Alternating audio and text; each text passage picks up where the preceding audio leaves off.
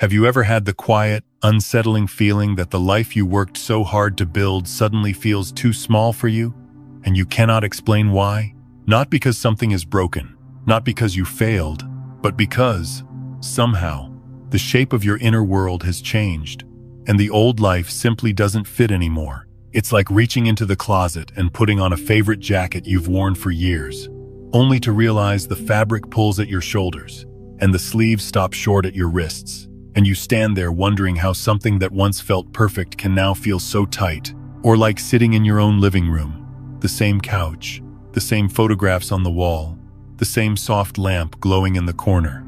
Yet the air feels heavier, almost crowded, as if the room has quietly shrunk overnight. Most people call this a crisis.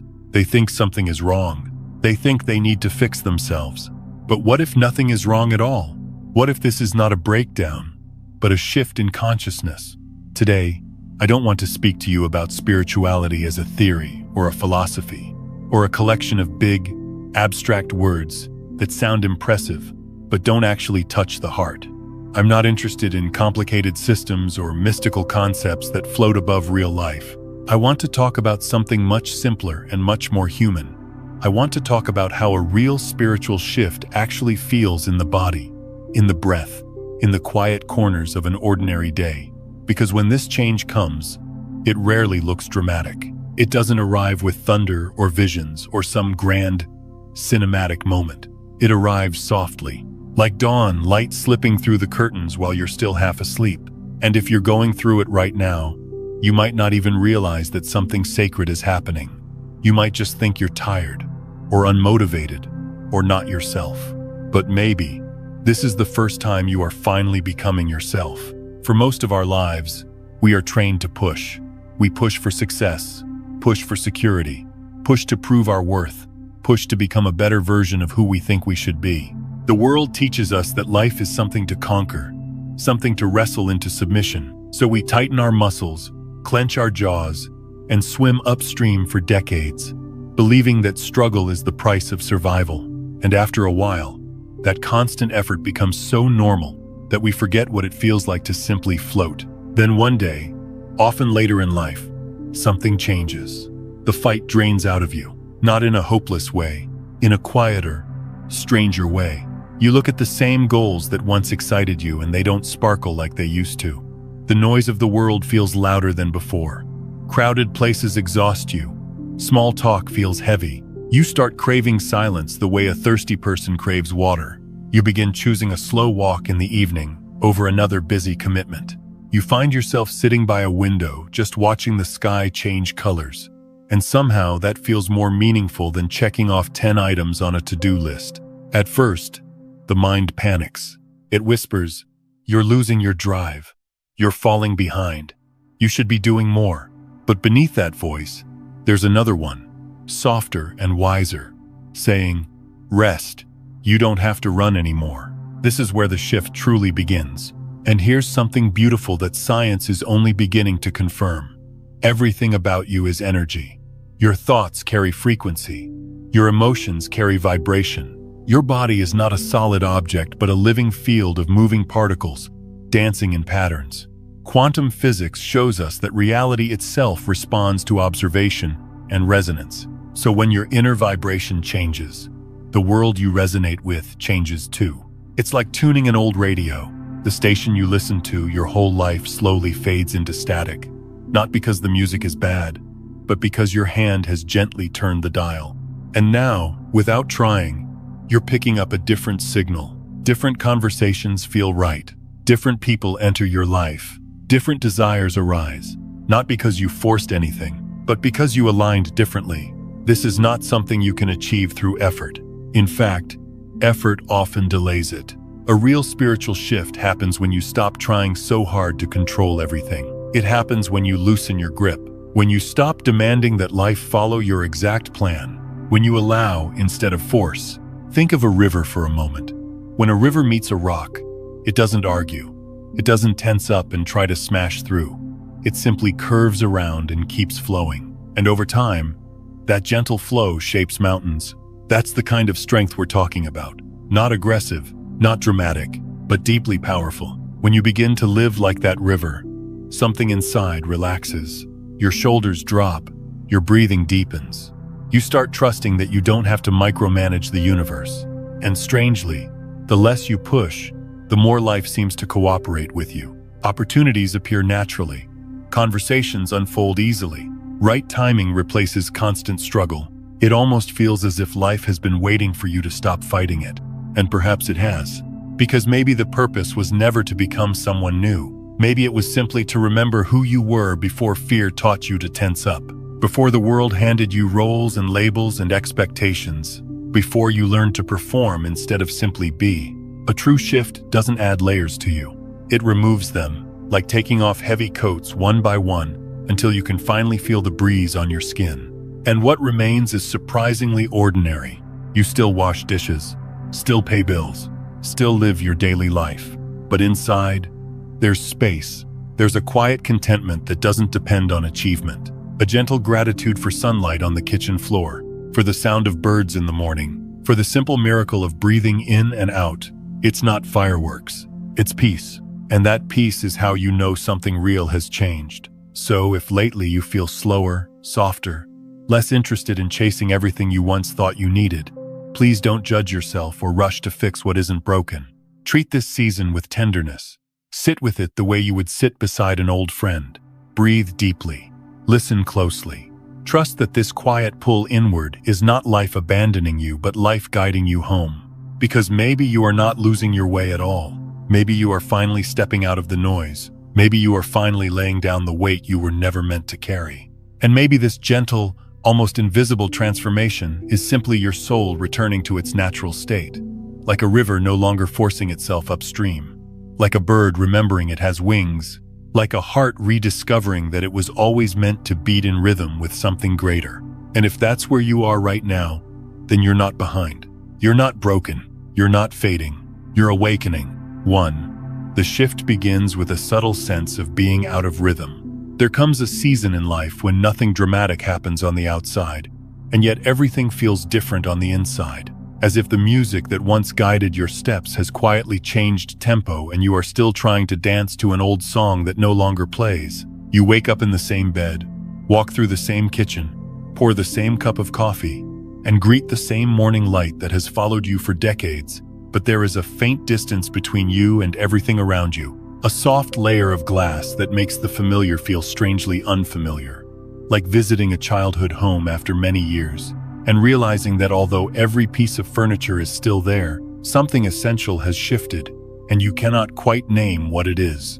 The streets you have driven 1,000 times seem quieter, almost foreign, and the routines that once gave you structure now feel mechanical, as if your body is moving through them out of memory while your heart stands a few steps behind, simply observing, wondering how it all became so automatic.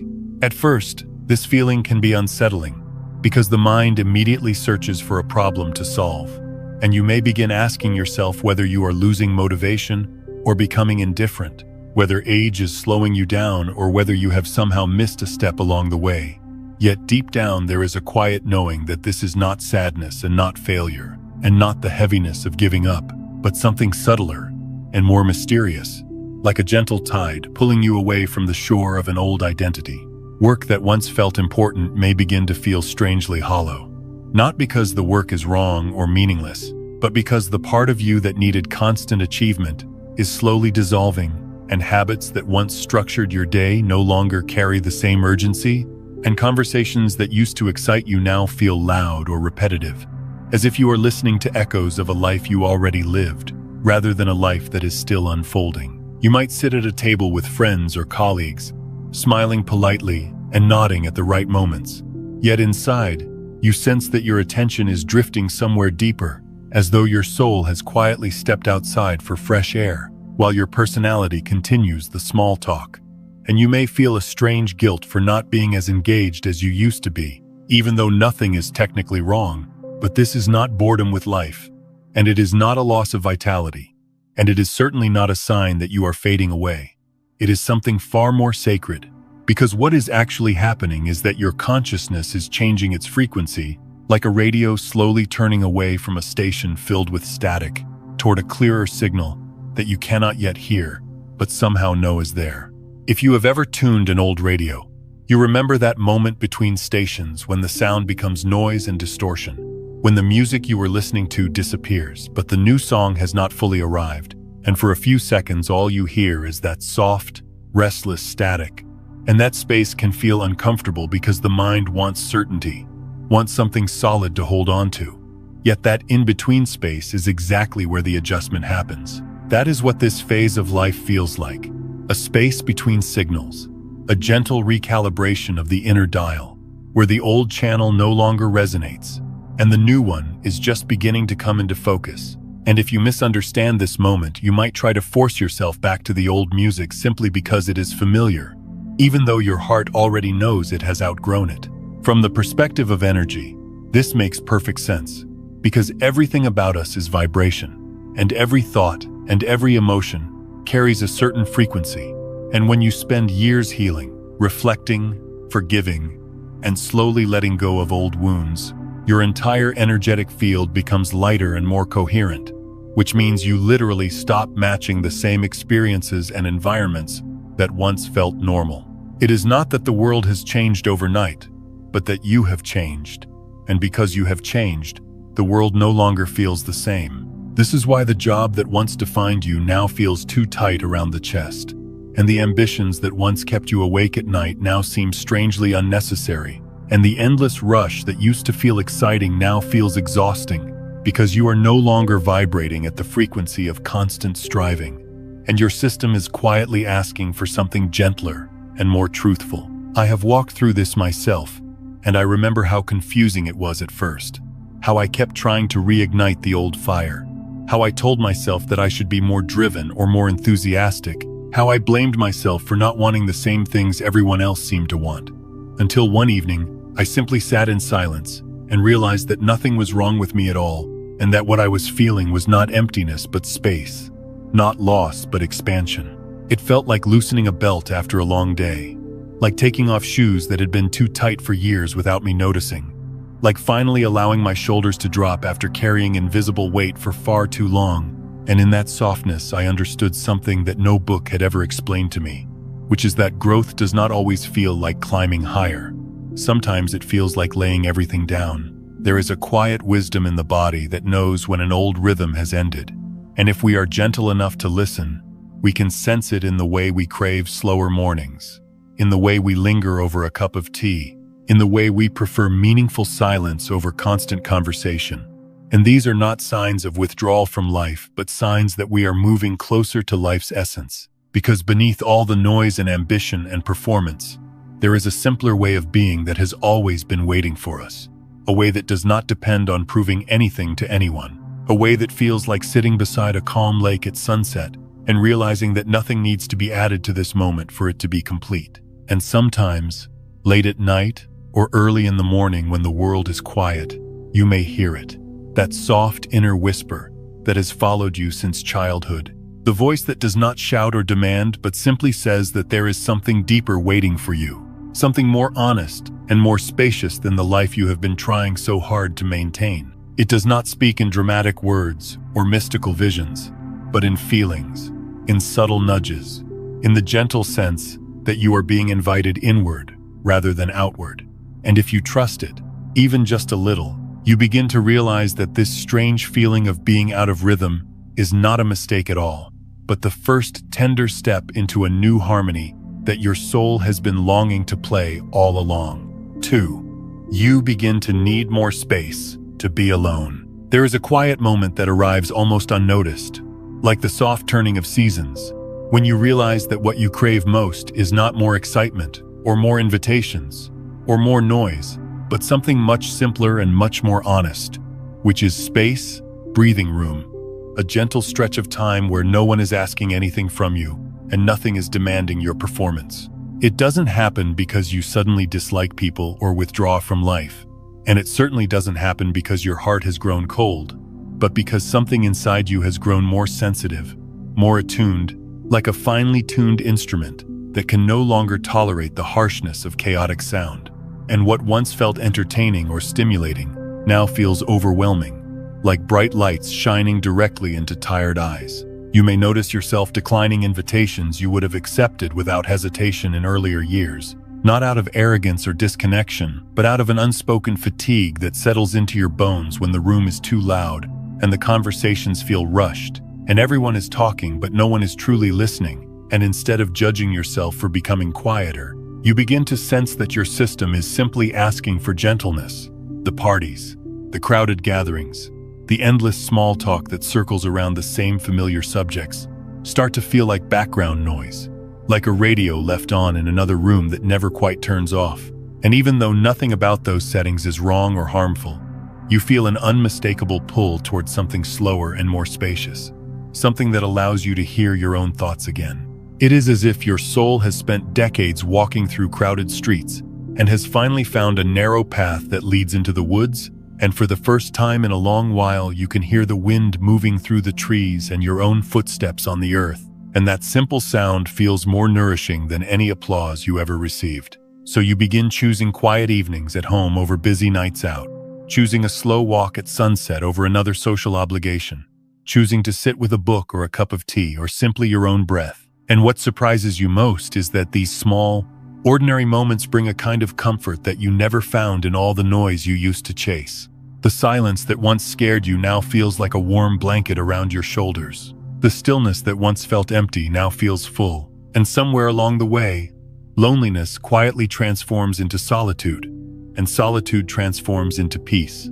This is an important distinction that many people misunderstand, because loneliness carries the ache of missing something, the sense that you are incomplete without others around you, while solitude carries a gentle completeness, a quiet recognition that you are already whole, even when you are sitting alone in a quiet room with nothing but your own breathing to keep you company. When this shift happens, you are not isolating yourself from the world, you are returning to yourself. There is a difference, and it is subtle but profound. For years, many of us live as if our sense of self is scattered outside, tied to roles and responsibilities, and the expectations of family and society. So we are constantly reaching outward for confirmation that we matter, constantly measuring ourselves through interaction and approval. And without realizing it, we slowly lose contact with the simple experience of just being. Then one day, the outward search begins to feel exhausting, not because people are wrong or relationships are meaningless, but because you are tired of abandoning yourself just to keep up with everything else. And so you begin coming home. You begin sitting quietly with yourself in the same way you might sit beside an old friend, not trying to fix anything, not trying to improve anything, just allowing space for whatever arises. And at first this can feel uncomfortable because the mind is used to constant stimulation, used to television and phones and endless conversations, used to filling every empty corner with distraction. But the brain, like any part of the body, heals in rest.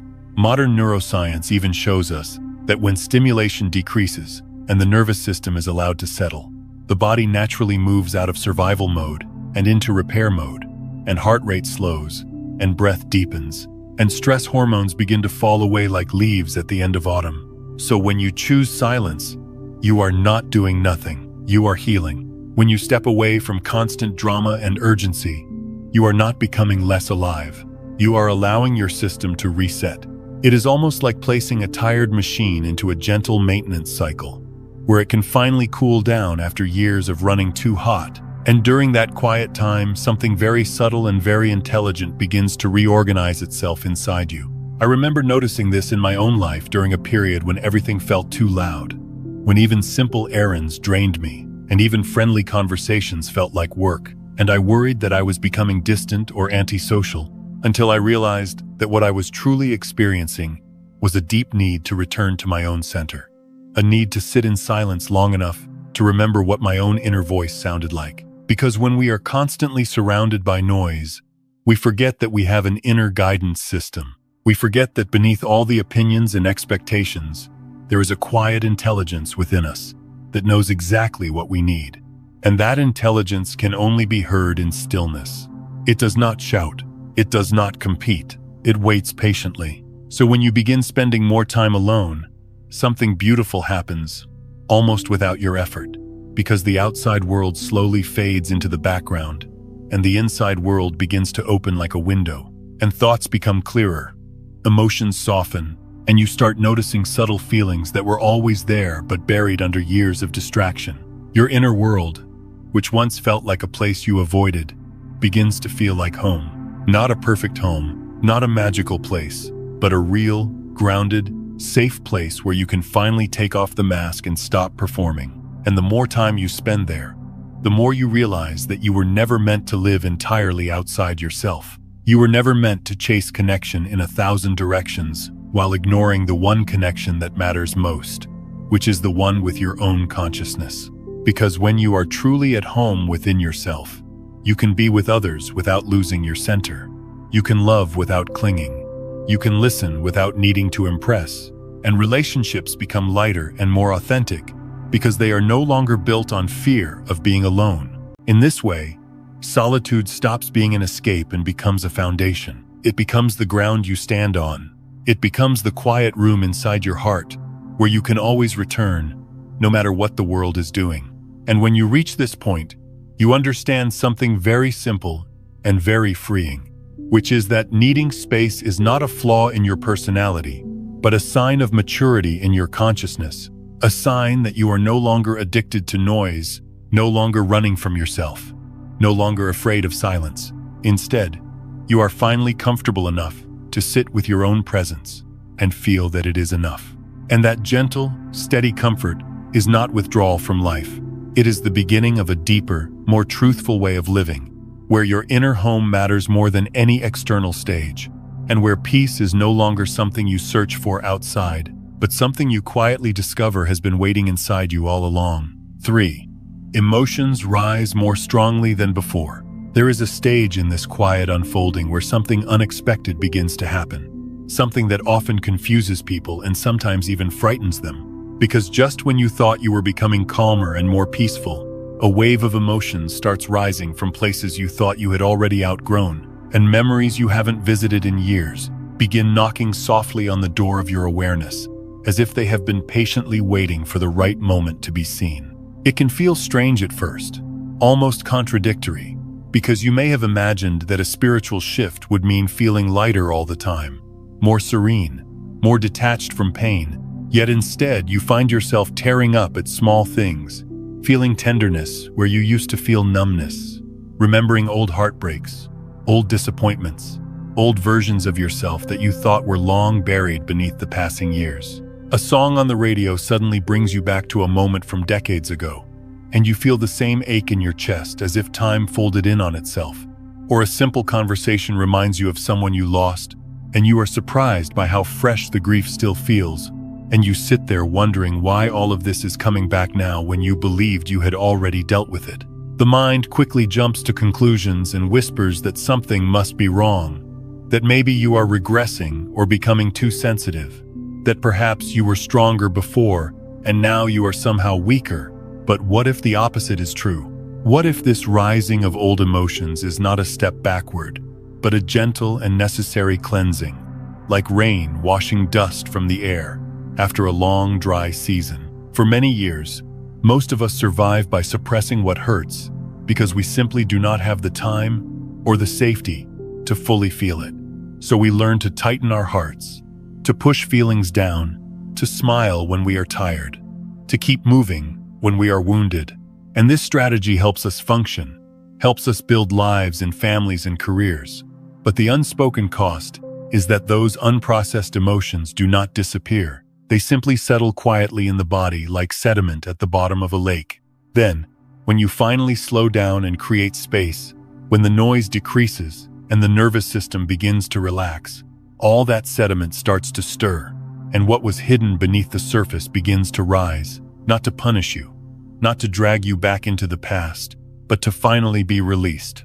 It is very similar to how the body heals from illness, because when the body is fighting infection, it often develops a fever, and that fever can feel uncomfortable and exhausting. Yet we understand that the fever is not the enemy, but the body's intelligent way of burning away what no longer belongs. And in the same way, these emotional waves are not signs of failure, but signs that something deep within you is purifying itself. Your system is detoxing. Your heart is cleaning house. Energy that has been trapped for years is finally moving again. And movement, even when it feels intense, is always healthier than stagnation. I remember a period in my own life when this happened so strongly that I could hardly explain it to anyone around me, because on the outside everything looked stable, yet inside I felt like old doors were opening one by one, and each door held a memory or a feeling I had long avoided. And some evenings I would simply sit quietly and let tears fall without any dramatic story attached, just a gentle release that felt both heavy and relieving at the same time. At first I tried to analyze it, tried to understand every emotion, tried to fix or rationalize what I felt, but eventually I realized that not everything needs to be solved, and that sometimes the most healing thing you can do is simply allow the wave to pass through without resistance. The same way you allow a storm to move across the sky without trying to hold the clouds in place. Because emotions are energy in motion, and when you fight them, they harden, but when you allow them, they soften and dissolve. The problem is not the feeling itself. The problem is our habit of identifying with the feeling and turning it into a story about who we are. We say, "I am sad," or "I am broken," or "I am damaged," as if the emotion defines our identity, when in truth the emotion is just weather passing through the vast sky of consciousness. And during this stage of awakening, you begin to discover something profoundly liberating, which is that you are not the storm. You are the sky. The sadness may pass through you, the anger may pass through you, the grief may pass through you, but none of these are you. They are experiences moving through the field of your awareness. When you truly understand this, something shifts very gently inside, because instead of drowning in each emotion, you begin observing it with quiet curiosity, almost the way you would watch waves roll onto the shore, noticing their shape and intensity without needing to jump into every one of them. You might sit with a heavy memory and simply say to yourself, "This is sadness moving through," rather than, "This is my life falling apart." And that small change in perspective creates enormous space, because the observer within you remains calm even when the surface feels turbulent. This is where real maturity of consciousness begins, not in avoiding pain, but in holding pain with tenderness and awareness, like cradling a child who is crying rather than trying to silence them. And strangely, when you treat your emotions this way, they move through you much faster. They do not linger. They do not cling. They simply rise, express themselves, and fade, leaving you lighter than before. Over time, you may notice that you are crying more easily but suffering less, that you are feeling more deeply but carrying less weight. And this paradox can only be understood through experience, because allowing yourself to feel everything without resistance actually makes you freer, not heavier. It is as if the heart, which has been frozen for years, is finally thawing, and while the melting can feel messy and uncomfortable at first, what remains afterward is warmth, softness, and a capacity to love that you did not even know was possible. And when you reach this point, you begin to trust the process, even the difficult parts, because you see that nothing is happening against you. Everything is happening for your release, for your healing, for your return to a more natural state of being. So when old memories resurface, and unexpected tears appear, and emotions feel stronger than usual, you no longer interpret them as signs that you are falling apart, but as gentle proof that your system feels safe enough to finally let go, safe enough to unclench, safe enough to empty out what has been stored for far too long. And in that quiet release, you discover a simple and profound truth that only lived experience can teach, which is that healing does not mean becoming someone who never feels pain, but becoming someone who can feel everything without losing themselves, someone who can sit in the middle of a storm and still sense the steady, unshaken presence underneath it all, the calm awareness that has always been there, patiently waiting for you to remember that it is who you truly are. 4. You stop trying to control life. There comes a quiet turning point in this inner journey when you suddenly realize how tired you are. Not physically tired in the way the body aches after a long day of work, but deeply tired in the way the soul feels after years of trying to hold the entire world together with sheer willpower. And it is in that moment of honest exhaustion that something inside you finally whispers that perhaps life was never meant to be wrestled into submission in the first place. For most of our lives, we are taught that control equals safety, and that success belongs to those who push the hardest.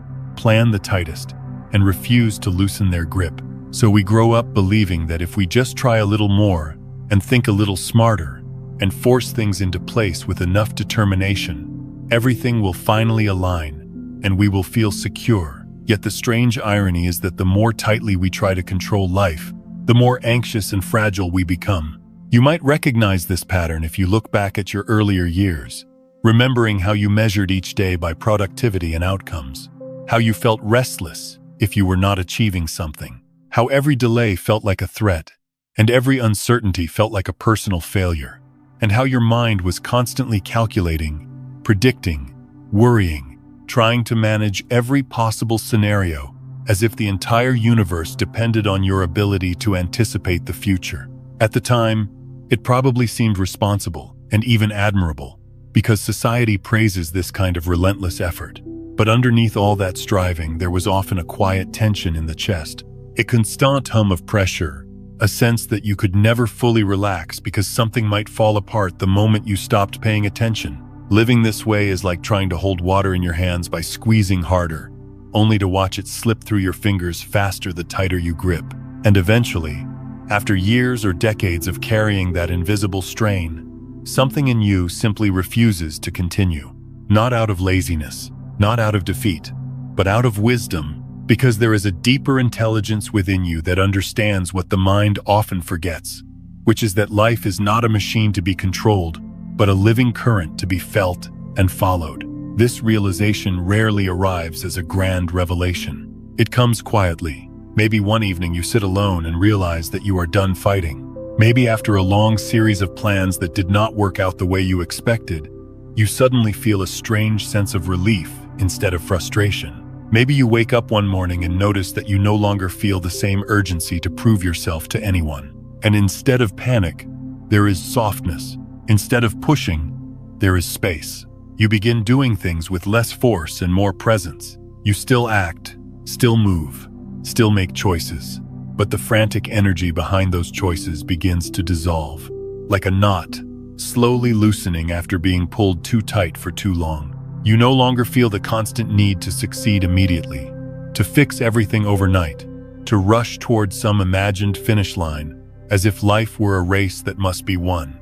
Instead, you start trusting that things unfold in their own timing, the way seasons change without your interference, and the way a seed grows into a tree without you standing over it, demanding progress. You start noticing how much of your old suffering came not from life itself, but from your resistance to how life was unfolding. Because every time reality didn't match your expectations, you pushed harder, argued with what was happening, tightened your muscles and your thoughts, as if tension alone could bend the world to your will. But tension only creates more tension. Force only creates friction, and friction exhausts the heart. When you truly see this, not as a theory, but as lived experience, something very gentle shifts in your relationship with everything around you, because you begin to understand that forcing is actually a form of fear, a subtle belief that life cannot be trusted, that you must constantly defend yourself against uncertainty. And beneath all control lies the quiet assumption that you are alone. But what if you are not alone? What if life itself is cooperating with you in ways you cannot see? What if there is a larger intelligence moving through every event, every delay, every unexpected turn? When you begin to sense this, even faintly, you stop fighting the current and start floating with it. And the strange paradox is that when you float, you often travel farther than when you struggle. I have lived long enough to see this truth play out again and again, because the moments in my life when I forced outcomes were often the moments filled with stress and disappointment, while the moments when I softened and allowed things to unfold were the moments when doors opened naturally, conversations aligned effortlessly, and opportunities arrived without strain. It felt almost illogical at first, as if doing less created more, as if stepping back allowed life to step forward. And yet this is exactly how nature works, because nothing in nature forces itself to grow. A flower does not strain to open. A river does not struggle to reach the ocean. They simply follow their design. They allow, and in that allowing, everything happens perfectly. So you begin practicing this quiet art of allowing in small ways. You breathe before reacting. You pause before trying to fix everything. You let conversations unfold instead of controlling every word. You accept delays without immediately assuming something is wrong, and slowly, your body begins to relax in a way it hasn't in years. Your shoulders drop, your jaw softens, your breath deepens. It feels like taking off heavy armor you forgot you were wearing. And with that relaxation comes clarity, because when you are not constantly fighting reality, you finally have the space to see it clearly. You start recognizing that many of the things you once chased were never truly yours to begin with. That many of the pressures you carried were inherited from expectations that did not belong to your heart, and that beneath all the noise there was always a simpler way to live, one rooted not in control, but in trust. Trust does not mean passivity. It does not mean doing nothing. It means acting from alignment rather than fear.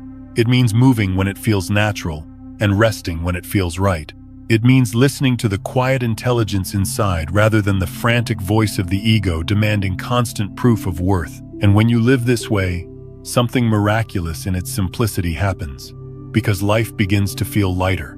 Not because problems disappear, but because you are no longer carrying them as personal burdens. You are simply meeting each moment as it comes, like waves meeting the shore, one at a time. In this space, you realize that allowing is not weakness. It is wisdom. It is the understanding that you do not have to force the river to flow. You only have to stop standing in its way. And when you finally step aside, when you finally release the need to control every detail, you may discover that life has been trying to carry you all along, patiently waiting for you to relax enough to let it. 5. Time begins to feel different. There comes a quiet season in your life when time no longer behaves like a strict clock hanging on the wall, ticking loudly like a supervisor watching over your shoulder, but instead softens into something spacious and breathable, something that stretches like the horizon at dusk. And you slowly realize that what once felt urgent and pressing has gently loosened its grip on your chest, as if the invisible hand that used to rush you forward has finally opened and let you rest in the present moment without asking you to prove anything or become anyone else. You may notice that the old habit of living several steps ahead of yourself, always rehearsing tomorrow while standing inside today, begins to dissolve in a way that feels less like a decision and more like an exhaustion with chasing. Because after years of running toward an imagined future that never truly arrived, something inside you grows wiser and whispers that the future has always been a concept of the mind rather than a place you could actually stand. And this whisper becomes strong enough that you naturally slow down, not out of laziness or defeat, but out of a deep and mature understanding that life is only ever happening here. In the past, you might have measured your worth by how quickly you could move, how many tasks you could complete, how efficiently you could turn hours into achievements. But now you begin to sense the quiet violence hidden in that way of living, because constantly racing against time is like arguing with gravity, and no matter how hard you push, your nervous system quietly pays the price. So without making a grand announcement, you begin to choose a gentler rhythm, allowing your day to unfold with more breathing room, more pauses between actions, more moments where nothing is being produced, and yet everything feels strangely complete. You start waking up without immediately reaching for your phone or mentally scanning a list of responsibilities, and instead you sit for a while with the soft light of the morning touching the walls, listening to the simple sounds of the world beginning again, and in that stillness you feel something ancient and steady inside your body, like a deep current beneath the surface waves, reminding you that you are not late for your own life, and that existence is not a competition, but a participation. Ordinary moments, the kind you once overlooked because they seemed too small to matter, begin to reveal an unexpected richness, so that a warm cup of tea held between your hands feels like a quiet ceremony. An afternoon walk under familiar trees feels like a reunion with an old friend, and the slow movement of clouds across the sky becomes more interesting than any drama your mind used to invent. And you realize with a gentle smile that fulfillment was never hiding in extraordinary events, but patiently waiting inside the simplest experiences you used to rush past. There is also a subtle shift happening in your brain and body that you may not consciously see, but you can definitely feel. Because when your attention settles into the present instead of jumping anxiously between regrets and expectations, your nervous system begins to regulate itself. Stress hormones gradually decrease, your breathing becomes deeper and more coherent, and your heart no longer beats like it is being chased, which modern neuroscience would calmly explain as the brain moving out of survival mode and back into restoration. Yet to you, it simply feels like coming home after a long and unnecessary war. As this healing unfolds, you stop dividing your life into categories of productive and unproductive time, because you understand that rest is not the opposite of progress, but part of the same sacred movement, like the pause between breaths or the silence between musical notes that gives the melody its meaning. And this understanding frees you from the old guilt that used to follow you whenever you slowed down, so you allow yourself to sit on the porch watching the evening light fade without feeling that you should be somewhere else. And paradoxically, those quiet hours nourish you more deeply than any frantic effort ever did. The strange thing is that when you stop chasing time, time seems to open for you, stretching wider like a field after the rain, and tasks that once felt heavy become lighter because you are no longer carrying the additional weight of anxiety, which means you actually accomplish what matters with more clarity and less struggle. Not because you are forcing yourself harder, but because your energy is no longer leaking through resistance. And this is when you begin to understand that alignment always moves faster than effort, even though it looks slower from the outside.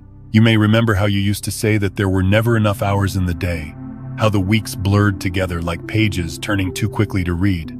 Yet now a single afternoon can feel full and textured, almost spacious enough to walk around inside. And this change does not come from adding more time, but from inhabiting it more completely. Because when you are truly present, even a small slice of life expands, the way a drop of ink spreads beautifully across paper when given room. With this new relationship to time, patience grows naturally, without you trying to cultivate it, and you become less reactive when things do not happen according to your preferred schedule, because you sense a larger intelligence moving beneath events, a quiet orchestration that does not rush and does not delay, but simply unfolds. And trusting this rhythm feels easier than trying to control every outcome, like floating on water rather than thrashing against it. And you discover that surrender is not giving up but cooperating with a deeper order that has always been there.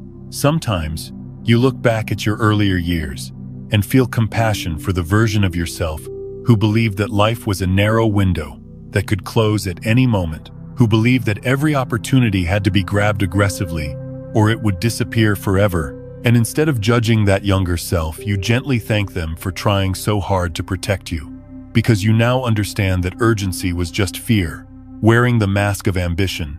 And once fear softens, there is no need to rush through your own existence. What replaces that urgency is a quiet confidence that cannot be taught through motivational speeches or productivity systems, because it is born from direct experience, from realizing again and again that when you slow down, nothing essential is lost.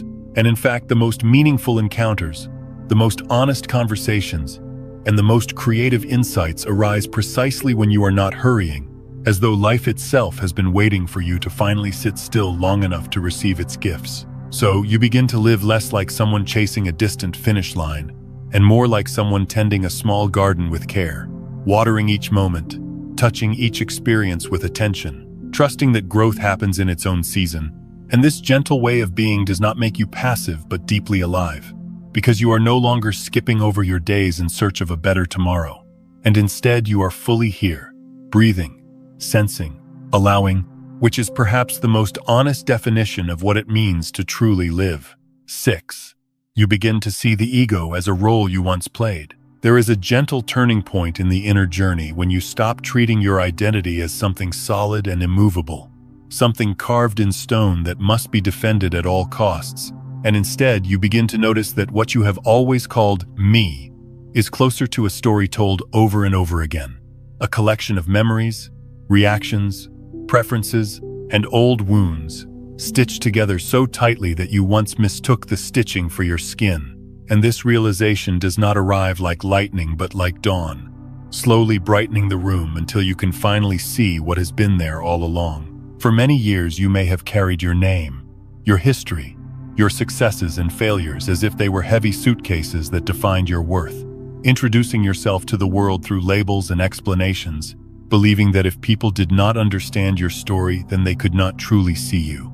Yet with time and quiet observation, you start to sense that the one who is aware of the story cannot possibly be the story itself, just as the sky cannot be the clouds drifting across it, and this simple insight begins to loosen something deep inside your chest. You realize that the I you defend so fiercely is often just a voice narrating events, interpreting everything through old filters, predicting danger where none exists, and trying desperately to maintain control. And instead of fighting that voice or trying to silence it, you simply watch it the way you might watch an old radio playing in another room, recognizing that it is producing sound but not necessarily truth.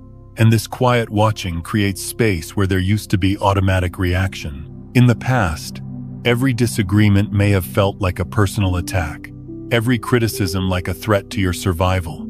So you argued, explained, justified, and protected yourself with layers of logic and pride, believing that if you did not win, you would somehow disappear.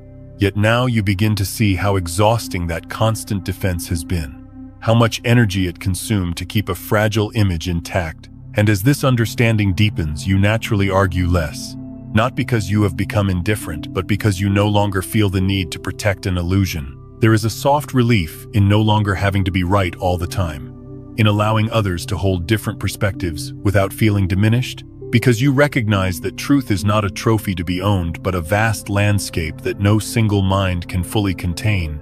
And when you stop clinging to your position, you discover something unexpected, which is that listening becomes easier, conversations become warmer, and relationships begin to feel like shared explorations rather than silent battles. At some point, you may catch yourself in the middle of an old habit, perhaps starting to defend your opinion or prove your value, and then suddenly you pause and smile gently, as if recognizing an old character you used to play on stage, and instead of continuing the performance, you simply step back internally, realizing that the role is optional, that you do not have to recite those familiar lines anymore.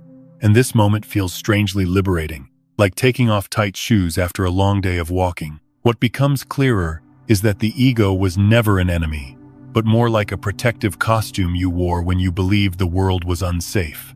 A mask designed to help you survive childhood misunderstandings and early disappointments.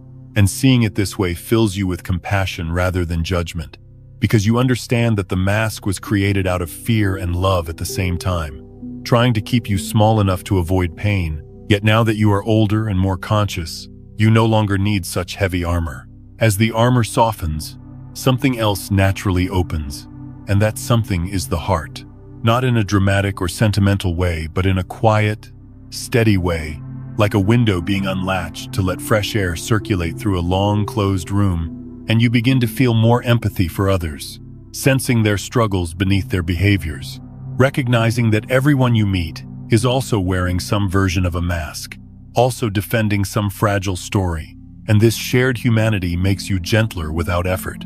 You stop needing to prove yourself through constant achievement or recognition, because you see how much of that drive came from the ego's hunger to feel important. And without that hunger, life becomes simpler, not smaller but more honest, like eating when you are truly hungry instead of eating to impress someone else.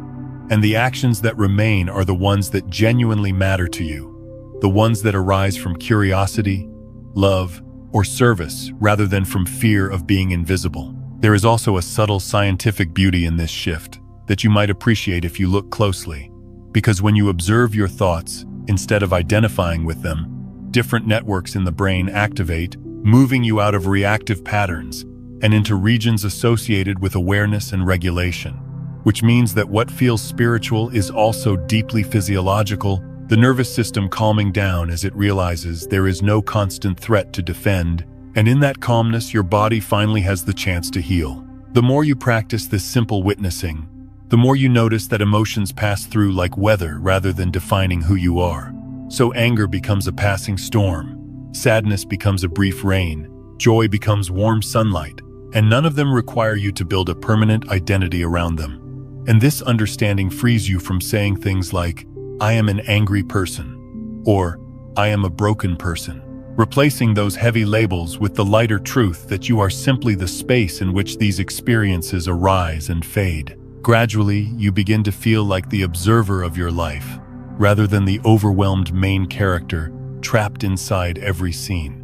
as if you have stepped back a few inches within yourself and discovered a wider view. And from this vantage point, even your own mistakes look different, less like evidence of failure and more like chapters in a long and imperfect story, which makes forgiveness easier, both toward yourself and toward others who are stumbling along their own paths. What surprises you most is how peaceful this way of living feels, because without the constant need to defend, compare, and compete, there is so much extra energy available for simply being present, for enjoying small details, for offering kindness without calculating what you will receive in return. And this peace does not feel mystical or distant, but very ordinary and grounded, like sitting quietly in your living room at the end of the day, knowing that nothing else is required of you. In the end, you understand that awakening was never about destroying the ego or becoming someone special, but about recognizing that the character you played was only ever a temporary role, useful for a time but not your true essence. And once you see this clearly, you can still use your name, your personality, your talents, yet you wear them lightly, the way an actor wears a costume, aware that beneath all of it there is something simpler and more spacious that has always been here, watching gently, breathing softly, and quietly free. 7. Intuition becomes clearer than logic. There comes a season in this inner journey when the mind, which once shouted instructions all day long, like an anxious manager trying to control every detail of a busy office, begins to soften its voice and step aside. And in that unexpected quiet, you start to hear something subtler, something that had always been there, but was drowned out by noise. A gentle inner knowing that does not argue, does not rush, does not justify itself, yet somehow feels more trustworthy than all the complicated reasoning you relied on for most of your life. For many years, you were taught that intelligence meant analyzing everything, that safety meant planning every outcome, that wisdom meant collecting enough data to guarantee success, and so you trained your mind to dissect every choice as if life were a problem to be solved on paper. Yet despite all that thinking, you still felt tired and uncertain, as though you were trying to navigate the ocean by drawing maps instead of looking at the stars above you. And slowly you begin to realize that the mind is a wonderful tool, but a very poor master. Now decisions start to arise differently, not from frantic comparison or endless pro and con lists, but from a quiet place in the chest or the belly, where something simply feels settled, like the surface of a lake before sunrise. And when you follow that feeling, there is a surprising sense of ease, as if you are walking downhill instead of climbing against gravity. And even when the path is unfamiliar, you notice that your body remains relaxed, which becomes a language of its own. You begin to understand that intuition is not magic and not fantasy, but the intelligence of your entire being speaking at once, the accumulated wisdom of every experience, every memory, every subtle perception that the conscious mind cannot fully process. And in a way, it is deeply scientific, because your nervous system is constantly reading the environment, measuring safety, resonance, and coherence, long before your thoughts can catch up. So what you call intuition is simply life communicating with you in a quieter dialect. There are moments when you meet someone new and, without any logical explanation, you immediately feel either open and comfortable or slightly contracted and cautious. And before you would have ignored that signal, telling yourself not to judge too quickly, but now you gently respect it, not as fear but as information, like a compass needle trembling toward north. And this respect for your inner signals saves you from many unnecessary detours that used to drain your energy. When a choice appears, such as whether to accept an opportunity or walk away, you notice that analysis often creates more confusion, because every path can be justified and every risk can be exaggerated. Yet when you sit quietly and place your attention on the body, breathing slowly and allowing the noise to settle, one option begins to feel lighter, more spacious, as if the air itself supports it, while the other feels tight and heavy, and you realize that peace is sometimes the most reliable guide you will ever have. This does not mean you stop thinking or become careless, because the mind still has its role like a faithful assistant organizing practical details, but it no longer sits on the throne pretending to control the whole kingdom, and instead it works in harmony with the deeper intelligence within you, which feels less like effort and more like cooperation, as though different parts of you have finally agreed to move in the same direction. You may also begin to notice small synchronicities appearing more often, those gentle coincidences that feel too precise to be random, like thinking of an old friend and receiving their message the same day, or searching for guidance and overhearing exactly the words you needed from a stranger's conversation. And rather than interpreting these moments as supernatural signs, you simply sense that when you are aligned inside, life outside seems to arrange itself more smoothly, like gears that finally fit together after grinding for years. It is as if your inner frequency has changed, and just like a radio that once caught only static suddenly locks onto a clear station, you find yourself tuned to experiences, people, and opportunities that resonate with who you are becoming, and the struggle to force outcomes gradually fades, replaced by a quiet trust that what belongs to you will recognize you without chasing, which makes life feel less like a battlefield and more like a dance where each step responds to the music already playing. There was a time when you tried to control everything through willpower, believing that if you pushed hard enough you could bend reality to your desires. Yet that constant pushing only created tension, like trying to row upstream against a strong current. And now you discover that when you relax and listen, the current itself begins to carry you, not toward laziness or passivity, but toward the places where your gifts naturally fit, where effort feels meaningful rather than exhausting. Your body becomes something like an energetic compass, quietly pointing you toward what nourishes you and away from what depletes you. So you start paying attention to subtle sensations, the way your shoulders tense in certain environments, or how your breath deepens around certain people.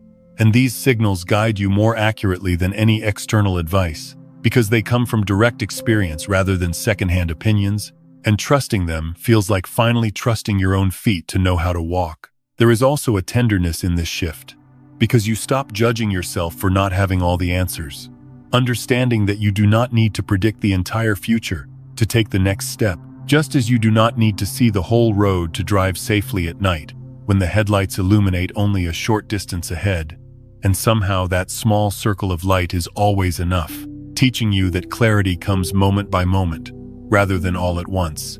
As this trust deepens, anxiety begins to loosen its grip, because you are no longer trying to mentally control every possible scenario, and your nervous system senses this surrender and responds by softening, your breath becoming steadier, your sleep more restful, your heart less guarded. And in that physiological calm, you realize that intuition thrives in relaxation, the way seeds thrive in fertile soil, which means that peace is not just pleasant, but profoundly intelligent. You might look back at your earlier years and smile gently at how hard you tried to think your way into safety, how you treated life like a complicated equation that needed to be solved perfectly, and now you see that life was never meant to be solved, but experienced, felt, listened to, like music rather than mathematics. And intuition is simply your ability to hear that music and move with it instead of against it. Over time, a quiet confidence emerges, not the loud confidence that demands attention, but a steady one that feels rooted in something deeper than circumstance. Because even when things do not go according to plan, you sense that there is still an underlying intelligence guiding the unfolding. And this trust allows you to meet uncertainty with curiosity rather than fear, which transforms challenges into teachers instead of threats. And so you walk through your days a little slower, a little softer, making choices not from pressure but from resonance, listening to the small voice within that speaks in calm tones rather than urgent commands. And you discover that when you follow this inner guidance, life seems to cooperate with you in quiet ways, doors opening at the right time, conversations flowing naturally, help appearing just when needed, as though the universe itself is not something separate from you, but an extension of the same awareness that has been guiding you all along, patiently, lovingly, like an old friend who has never once left your side. 8. Relationships begin to change naturally. There is a quiet moment on this path, so gentle that you might miss it if you are not paying attention, when you suddenly realize that the circle of people around you is no longer arranged the way it used to be. And what surprises you most is not the change itself, but the absence of drama, because there is no explosion, no betrayal, no dramatic ending like in the movies, only a soft drifting apart that feels almost like watching autumn leaves loosen their grip on the branches and float down without resistance. As if life itself were rearranging the landscape while you simply stand there breathing. In the past, you may have fought desperately to hold every relationship together, believing that losing someone meant failure or rejection, believing that love had to be proven through sacrifice and endurance, and so you carried connections long after they had quietly expired. Like keeping old clothes in the closet that no longer fit your body yet felt too sentimental to release. But now something inside you understands that forcing closeness where there is no longer resonance only creates tension. And tension is not love, no matter how beautifully we try to label it. As your inner world becomes calmer and more coherent, as your thoughts slow down and your heart opens in ways you never expected, your energy changes in subtle but undeniable ways. And just like two musical notes that either harmonize or clash, you begin to feel clearly which relationships create peace in your body and which ones create contraction. And this awareness is not judgment but sensitivity, not superiority but honesty, because you are simply noticing what has always been true beneath the surface. Some people who once shared your daily life may gradually fade into the background, not because anyone did something wrong, but because you are no longer speaking the same energetic language, and conversations that once felt exciting now feel heavy or repetitive, filled with complaints, comparisons, and old stories that your soul has quietly outgrown. And instead of trying to fix them, or dragging yourself through interactions out of obligation, you begin to allow space, trusting that every connection has its season, just like every flower has its time to bloom and its time to rest. At first, this can feel uncomfortable, because the human heart has been conditioned to equate distance with abandonment, and you might wonder if you are becoming cold or detached. Yet when you look closely, you realize the opposite is happening, because you are not closing your heart at all. You are simply refusing to pretend, refusing to perform, refusing to shrink yourself to maintain a bond that no longer supports mutual growth. And there is a quiet integrity in that choice that feels both tender and strong at the same time. What surprises you most is how naturally everything unfolds when you stop clinging, because the relationships that are meant to remain do not require constant effort to survive. They breathe easily, like lungs filling with air. And when you sit with these people, there is a sense of relief, as if you do not have to explain yourself or defend your path, as if your silence is understood just as much as your words, and you begin to realize that true connection feels less like work and more like coming home after a long day. Then something even more mysterious begins to happen, though it is not mystical at all when you look at it carefully, because as certain people drift away, others start appearing at precisely the right moments, like unexpected companions on a long walk who somehow seem to know exactly what you have been learning lately. And these meetings feel strangely familiar, not because you have met before, but because your hearts seem tuned to the same frequency, like radios catching the same station without static. You might meet someone in the most ordinary place, perhaps at a small cafe or during a quiet morning stroll, and within minutes you find yourself sharing thoughts you rarely speak aloud, not out of oversharing, but because the space between you feels safe, and you realize that when two people are aligned internally, walls are unnecessary, and conversation flows like water downhill, effortless and clear, carrying laughter and understanding without strain. It slowly becomes obvious that relationships are not random accidents but reflections of your inner state. Because when you lived in anxiety, you attracted people who mirrored that anxiety. When you lived in striving, you connected with others who were constantly chasing. And now that you are learning to rest in presence, you begin to meet souls who value stillness, kindness, and authenticity, which makes you wonder if life has always been responding to your vibration rather than your intentions. This idea may sound poetic, yet it is deeply practical, because everything in nature follows resonance, from tuning forks vibrating together to the way our nervous systems synchronize when we sit close to someone we trust. And in the same way, your inner coherence subtly invites similar coherence around you. So the people who enter your life now feel less like lessons and more like companions, less like challenges and more like gentle mirrors reflecting your own growth. Perhaps the most liberating change of all is that you no longer cling to anyone out of fear of being alone, because you have discovered something precious during those quiet hours by yourself, which is that solitude is not emptiness but spaciousness, not punishment but restoration.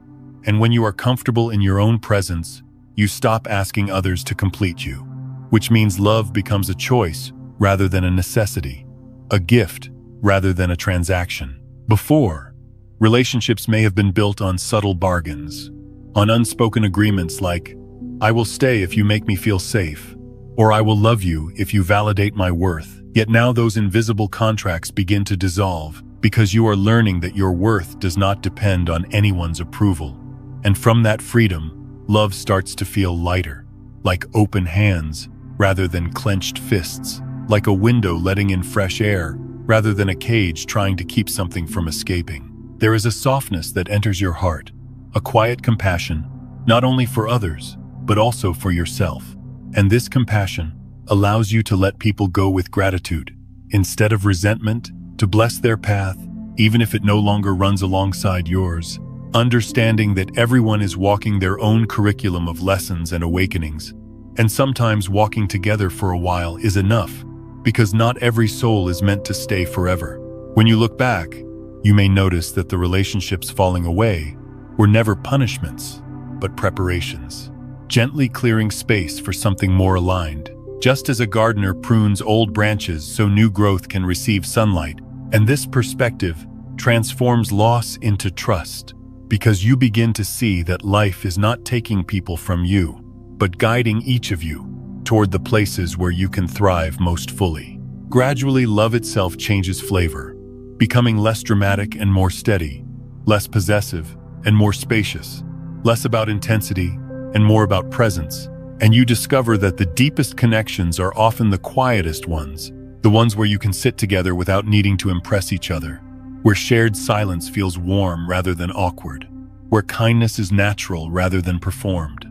And in this gentle season of your life, you understand with a clarity that only experience can teach, that relationships are not meant to be chains that bind you or trophies that prove your worth, but living currents that flow in and out according to the rhythm of your growth. And when you trust that rhythm instead of resisting it, you find yourself surrounded not by many people, but by the right people. And somehow that feels more than enough, like a small circle of light in the evening that warms you more deeply than a crowded room ever could. 9. You begin to feel grateful for the smallest things. There is a tender shift that happens almost unnoticed, so quiet and ordinary that the mind might dismiss it at first. Yet when you look closely, you realize it changes everything, because one morning you wake up and instead of immediately thinking about what is missing or what needs to be fixed, you find yourself watching a thin line of sunlight sliding across the wall, and for reasons you cannot fully explain, that simple golden light feels like a gift, like life itself whispering that it has always been here for you, waiting patiently for you to slow down enough to see it. In earlier years, your attention may have been pulled constantly toward the next achievement, the next goal, the next improvement that promised happiness somewhere in the future.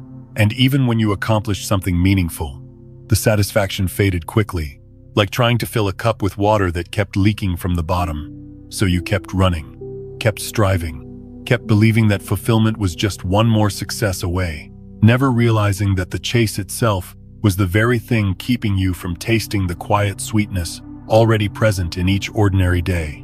Now something inside you has softened, as though the tight fist of the mind has slowly opened into a relaxed palm. And because of that softening, you begin to notice details that were always there but previously invisible. The gentle rhythm of your breath moving in and out like waves touching the shore, the distant sound of birds greeting the morning, the warmth of a cup of tea resting between your hands. And these small experiences, which once seemed insignificant, suddenly feel rich and alive, as if the world has quietly increased a hidden brightness setting. You start to understand that happiness does not arrive in grand, dramatic moments, the way movies taught you to expect, but in simple sensations that ask for nothing except your presence. And there is something deeply humbling about realizing that peace was never hiding in some distant future but has been sitting beside you all along, like an old friend you overlooked because you were too busy scanning the horizon for something more impressive. As the mind slows down, the heart naturally opens, because the two are more connected than we often realize. And when your thoughts are racing, the heart tightens in self-protection, But when your thoughts settle like dust after a storm, the heart begins to breathe again. And in that open state, gratitude arises without effort. Not as a forced positive thinking exercise, but as a spontaneous response to being alive, like a quiet thank you that rises from somewhere deeper than language. You might find yourself pausing in the middle of an ordinary afternoon, standing near a window, or walking slowly down the street, and suddenly feeling an unexpected wave of appreciation for something so small that you would have laughed at it years ago, perhaps the way the breeze moves through the trees, or the sound of your own footsteps on the ground. And in that moment there is nothing missing, nothing to improve, nothing to chase, only a gentle sense that this simple experience is already enough. From a scientific perspective, something beautiful is happening inside your body as well. Because when you rest your attention in the present moment and allow yourself to savor what is here, your nervous system shifts out of survival mode and into a state of safety. Stress hormones decrease, your muscles soften, your breathing deepens, and your brain begins to create new patterns associated with calm and connection. Which means that gratitude is not merely an emotional luxury but a biological medicine quietly restoring balance to your entire system. Yet beyond the science, there is also a subtle energetic truth that many ancient traditions have spoken about, which is that what you appreciate expands in your awareness. And when you continually notice what is good and gentle and alive around you, your inner frequency seems to rise naturally. Not in a mystical sense, but in the way your whole perception becomes lighter, clearer, more coherent, as if you have tuned yourself to a station where life feels less threatening and more supportive. It becomes obvious that when you lived in constant dissatisfaction, you kept reinforcing the feeling that something was wrong, which made the world appear harsher than it actually was. But now that you practice quiet appreciation, your perception changes, and you begin to see kindness where you once saw indifference, opportunities where you once saw obstacles, and beauty where you once saw only routine, which makes you realize that reality is not only what happens outside you, but also how you meet it from within. This gratitude is not naive or blind to suffering, because you have walked through enough darkness to know that life can be painful and unpredictable, yet precisely because you have known pain, you no longer take the small mercies for granted, and there is a depth to your appreciation that younger versions of you could not have understood. Like someone who has crossed a desert, finally tasting cool water, and feeling tears rise simply from the relief of it. You begin to thank life silently for things you once ignored, for the steady beating of your heart that has carried you through every joy and every heartbreak, for the simple ability to breathe without thinking, for the quiet comfort of a familiar chair at the end of a long day. And these humble blessings accumulate like small candles in a dark room, until without realizing it you are standing in a gentle glow created entirely by your own awareness. There is also a profound freedom in discovering that your happiness no longer depends on large accomplishments or external validation, because while achievements can still be meaningful, they are no longer the foundation of your peace. And this changes the way you move through the world, making you less anxious and less competitive, more patient and more kind. Because you are no longer trying to prove that you deserve to exist, you simply exist, and that is already sufficient. Friends may notice that something about you feels calmer, more grounded, as though you are carrying less invisible weight. And when they ask what changed, you might struggle to explain, because nothing dramatic happened. No miracle or sudden transformation, only a gradual returning to the present moment again and again, until life began to taste different, richer, simpler, like bread fresh from the oven that needs no decoration to be nourishing. Over time, this quiet gratitude becomes your natural resting state, not something you practice occasionally, but something that flows through you continuously. Like an undercurrent beneath all experiences, and even on difficult days, you can still find one small thing to appreciate. Perhaps the kindness of a stranger or the comfort of a warm shower, and that single thread of appreciation is often enough to keep you connected to hope. Eventually, you understand with a clarity that feels almost sacred in its simplicity that peace was never a destination you had to reach, but a quality of awareness you had to remember, and that everything you were chasing outside yourself was only a reflection of what had always been available within. Which means that the sunlight, the breath, the sound of birds, the quiet beating of your heart are not trivial details at all, but constant reminders that life is offering itself to you in every moment. asking nothing in return except that you notice. And when you truly notice, when you allow yourself to feel grateful for these small and ordinary miracles, you discover something so simple that it almost makes you smile, which is that the peace you searched for across so many years has been here the entire time, waiting gently like the sky above you, vast and patient and endlessly present, needing no achievement to justify it, only your willingness to open your eyes and receive. 10. The transformation turns out to be surprisingly ordinary. After everything you have felt, after all the inner waves and quiet realizations and subtle rearrangements of your life that seemed at times mysterious or overwhelming, there comes a moment of almost humorous clarity when you look around and notice that nothing outwardly spectacular has happened, that the sky has not opened, that no choir of angels has appeared, that there is no dramatic music announcing your awakening, and you sit there with a gentle smile because the great transformation you once imagined would look like fireworks has arrived instead, like a quiet morning, simple and unadorned, almost ordinary to the point that you could easily overlook it if you were still chasing something grand. For many years, you may have carried an unconscious picture of spiritual growth as something extraordinary, something reserved for saints or mystics or special people with unusual gifts, and perhaps you expected that awakening would mean becoming someone different, someone more impressive, someone glowing with constant bliss and supernatural insight. Yet what you discover now feels far less dramatic and far more human, because you are not becoming special at all. You are simply becoming natural, like taking off heavy winter clothes after realizing the weather has already turned warm. There are no mystical lights surrounding you when you wake up in the morning, no voices whispering secrets of the universe, no magical powers that set you apart from others. And strangely, this absence of spectacle feels deeply comforting, because you realize that truth does not need decoration, and what is real rarely announces itself with noise. Much like the way the sun rises every day without asking for applause, quietly illuminating everything without effort or performance. When you move through your day now, washing dishes, or folding laundry, or walking to the store, life feels almost the same as before on the surface. Yet something fundamental has shifted inside, like the difference between swimming against the current and floating with it, and although an outside observer might not notice anything unusual, you feel lighter in ways that are difficult to explain, as if you have put down a suitcase you did not realize you had been carrying for decades. It becomes clear that awakening is not about adding new layers to yourself, not about collecting spiritual concepts or identities or labels. Because every time you tried to add something in the past, you only felt more complicated and more divided. And now the movement is in the opposite direction, like gently peeling away old masks, old stories, old expectations, until what remains is startlingly simple and honest, almost childlike in its ease. You stop trying to become a better version of yourself in the aggressive, self-critical way you once did, because you finally see how exhausting that constant self-improvement project has been, always implying that who you are right now is not enough, and instead you begin allowing yourself to just be, breathing, walking, existing without constant evaluation. And in that permission, something soft and authentic emerges naturally, without force or strategy.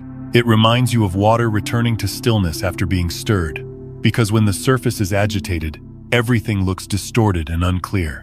Yet when the water settles by itself, the reflections become sharp and true, and you realize that you never had to fix the water or manipulate it into calmness.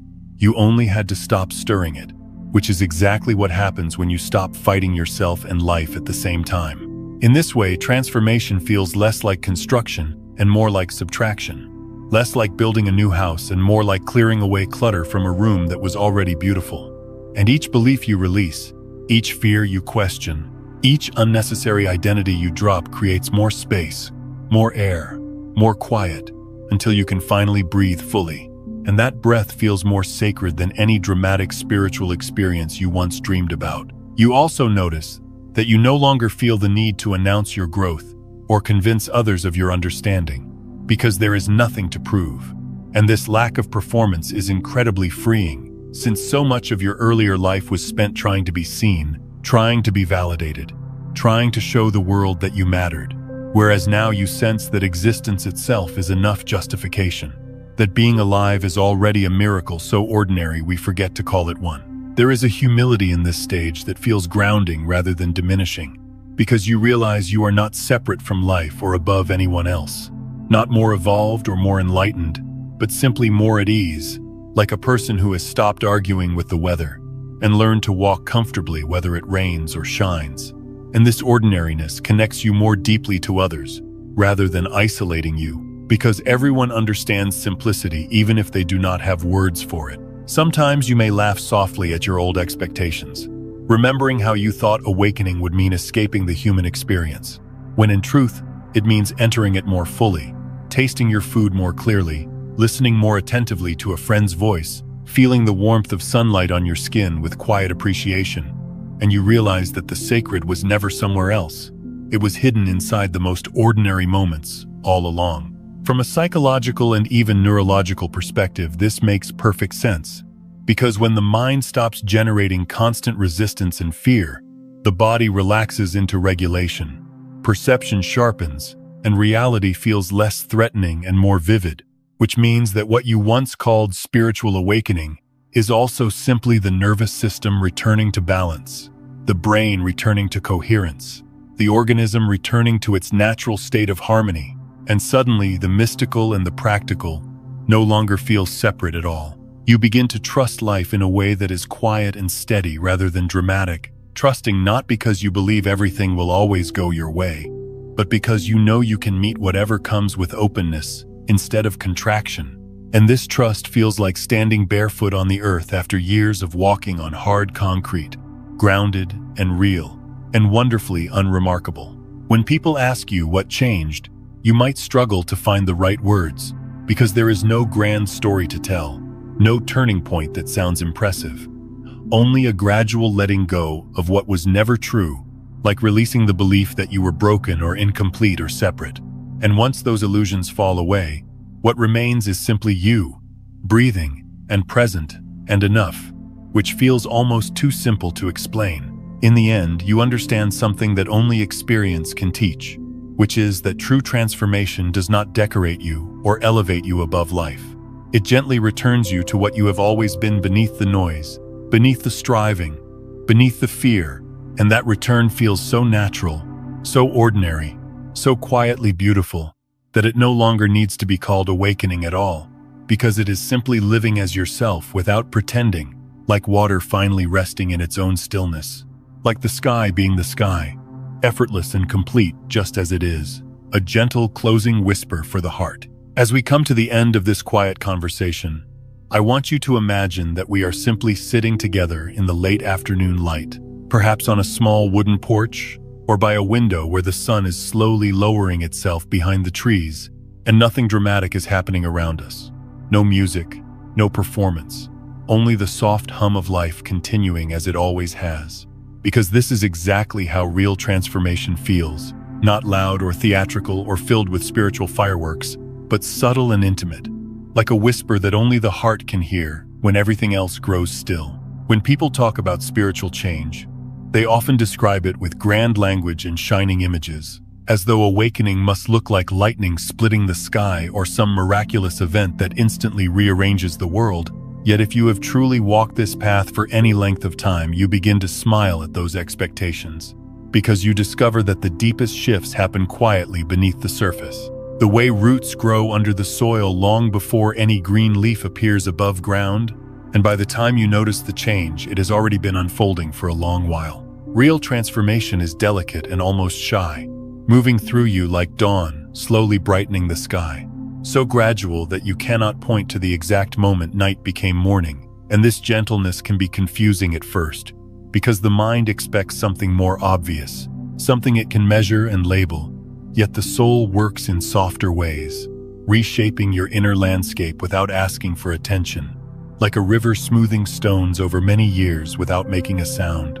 So if lately you have felt a little lost, a little tired, a little uninterested in the things that once excited you, please do not rush to judge yourself or assume that something has gone wrong, because what you call confusion might simply be the old map dissolving. What you call exhaustion might be the body asking you to stop fighting. And what you call emptiness might actually be space being cleared for something truer to emerge, even if you cannot yet see its shape.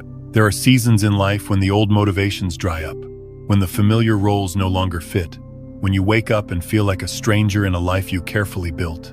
And in those moments, it is easy to believe that you have failed or lost direction. Yet from a deeper perspective, something much kinder may be happening. Because sometimes you are not falling apart at all. You are gently falling away from what was never truly you. I have learned, through my own dark nights and long stretches of uncertainty, that the path of awakening often feels less like climbing a mountain and more like setting down heavy bags you did not realize you were carrying. And at first the lightness feels strange, almost unsettling, because you became so used to the weight that you mistook it for identity. Yet once your shoulders relax, you begin to wonder how you ever walked so long under such unnecessary strain. If you feel like withdrawing a little more than usual, if you crave silence instead of noise, if you find yourself staring at the sky or listening to the wind with a tenderness you cannot explain, please trust that instinct, because it may be your nervous system healing, your heart recalibrating, your consciousness tuning itself to a gentler frequency. And there is nothing wrong with that process, even if the world around you does not understand it. Perhaps you are not losing your way at all. Perhaps you are simply waking up from a long dream of striving and becoming. And waking up can feel disorienting at first because the eyes need time to adjust to the light. Yet once they do, you realize that everything looks clearer and more honest than before. And you wonder how you ever mistook the dream for reality.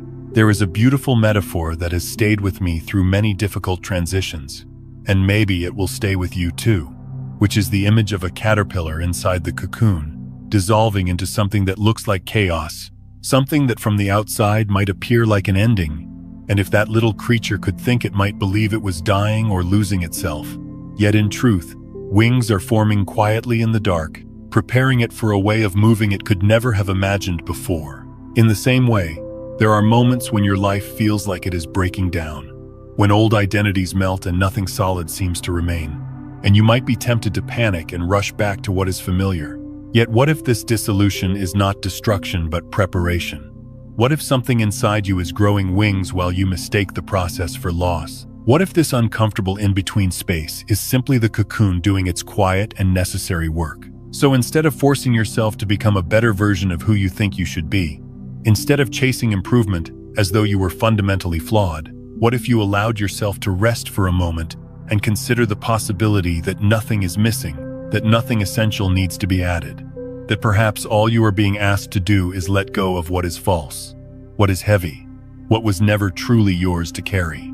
Because awakening, in the simplest and most honest sense, is not about becoming extraordinary or special or spiritually superior, but about becoming real, becoming natural, becoming so at ease with yourself that you no longer need to pretend. And there is something profoundly healing about that ordinariness, like finally taking off a tight mask after wearing it for a lifetime and feeling fresh air touch your skin. If I could place one gentle message in your heart as we part today, it would not be a complicated teaching or a set of techniques, but something far simpler and kinder, something you can remember even on your most tired days, which is this quiet invitation to stop struggling so hard to improve yourself, and instead soften into who you already are. Because life has never asked you to become someone else. It has only ever asked you to come home. Do not try to force yourself into a better version. Do not strain to fix every flaw or control every outcome, but allow your shoulders to drop. Allow your breath to deepen. Allow the noise to settle, and trust that beneath all the effort there is a self that has always been whole, always been worthy, always been enough, waiting patiently for you to stop running and simply return. And maybe, as you walk forward from here with a slower step and a softer heart, you will begin to sense that nothing was ever truly wrong with you, that you were never behind, never broken, never lost, only forgetting for a while who you really were. And now, gently and quietly, like the first light of morning, you are remembering.